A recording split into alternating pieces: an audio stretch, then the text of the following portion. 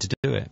So basically, I think it's really depends on if the government is trying to push this kind of projects. Like, you can't expect people to do it like on themselves. Like, the government, the Hong Kong government right now is trying to say, oh, please do it, and those doing those kind of advertisement everywhere on television, on newspapers, on magazines.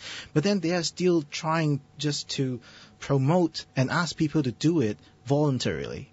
But then if they do not play a role in the leadership, in the leading part or the managing part, it's basically, it won't work. I agree. The government are the people who've got real power to make something happen. But with the plastic bag thing, you see, initially the government were totally lukewarm about it. It was the activist groups who really drove that issue to do with plastic bags. If you follow the history of it, they really drove it hard.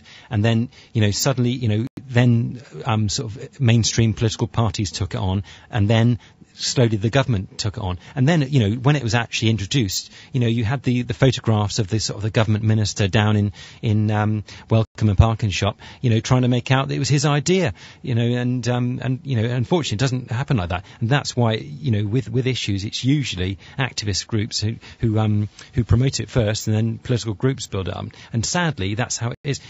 It's unfortunate. The Hong Kong government should be being more radical and so on. Certainly in terms of household waste, they're way, way behind other developed countries. And, the Scandinavians, they would be pulling their hair out with insanity about the Hong Kong government's approach to do with their household waste. I don't know if, Matt, have you seen the Michael Jackson movies, This Is It? I have, actually. Yes, yeah. and Michael Jackson is a very good environmental fighter for everything. Yeah. And he said that the Earth will be finished in 4 years if we don't really care about it. I can see some people cry in the cinema, but I don't know why the Hong Kong people, when they look at something and they like some, like Michael Jackson idol, and Michael Jackson sing for the environment and heal the world, for many years. But people, especially people in Hong Kong, just see it as a movie and a star, but they never think the message behind. So I think the Hong Kong people should really, really think about, in Hong Kong you got the most coolest air conditioned amongst the world. You see. Or the lights is always on, even after office hours. So I think maybe if you ask the same question to some people in Hong Kong, they may just reply you back, so what? I mean, I pay the money. After money, I pay the electricity fee. That's what they say. They shot you back, so what? Because they think it's something that really it may be irrelevant to them, because sometimes Hong Kong people really have to see something that is really, really connected to them, and that is really has an immediate effect. But right now, global warming, it's an Arctic issue, isn't it? They may think, okay, so it's nothing much to do with Hong Kong. And it starts with education, after all. Yeah. So, but there has been much discussion here.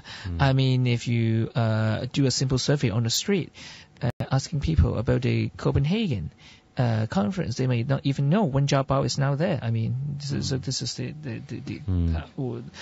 how the people's awareness has been about this issue. Yeah, I mean, it needs political determination as well. You've got to be totally headstrong. When a government decides, right, we've got to push through these environmental measures, you've got to really stick to it, even though it's really controversial and there might be some really strong resistance. But anyway, we want to move on and talk a bit about the East Asian Games, actually, because I feel particularly strongly. It's just gone. It's just happened in Hong Kong. Big local and international event for 2 weeks. And there was absolutely no kind of demonstration at all, actually.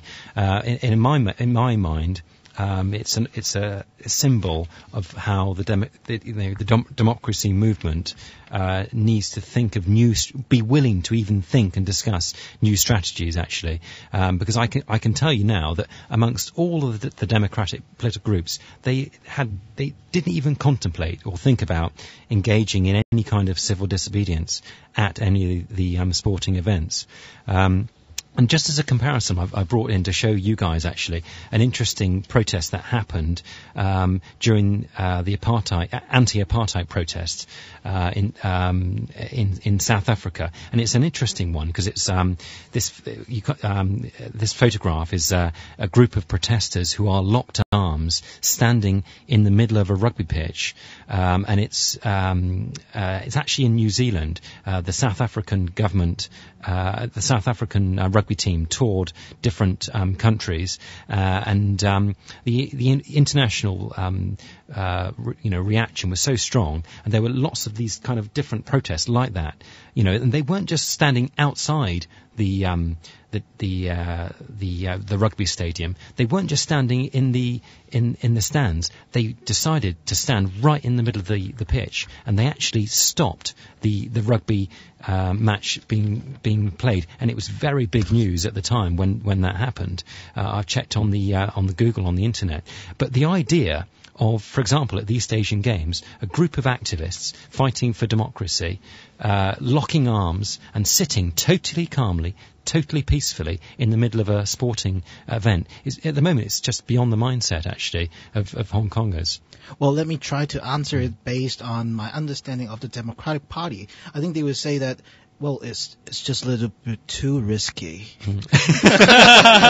It's simply too peaceful, and it's risky to their public image, maybe. Yeah, that's exactly right. They're afraid, you see. But I would argue you've got to be willing to take risks. And you look at other democratic groups and how they've done it. They've got to be willing to be controversial, to push the issue onto the front pages, to stir up debate. And you've got to be willing to have 50% of people really strongly against you, but there'll always be another 50% who will think, hey, wait a minute, these guys, what are they doing it for?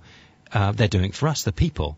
And there'll be 50% who will think about it, and they'll kind of support. But I would argue that Hong Kong activists and democratic parties have got to be willing to be controversial, I think, and to stir up the debate and get people thinking about why they're doing that. So I think it's a missed opportunity, the East Asian Games. I think one of the factors that the democratic groups in Hong Kong not doing that, it's because of they don't really think the media will try to assist or try to report in such in-depth way. Yeah. Like in Hong Kong, if you do something like that, they are saying that, well, you are destroying the public image of Hong Kong in the international arena or something like that.